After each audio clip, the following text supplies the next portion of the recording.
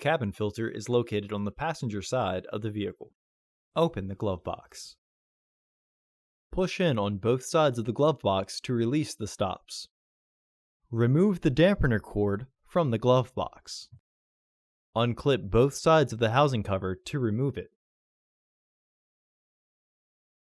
Remove the old filter from the housing and clean out any debris inside.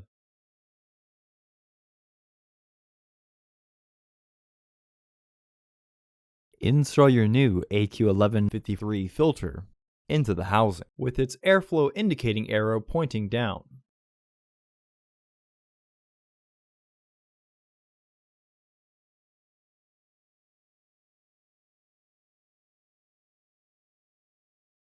Reinstall the filter housing door.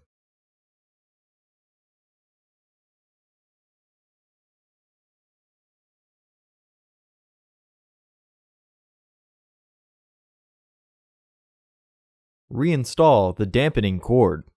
Partially close the glove box so that the stops re-engage. Close the glove box.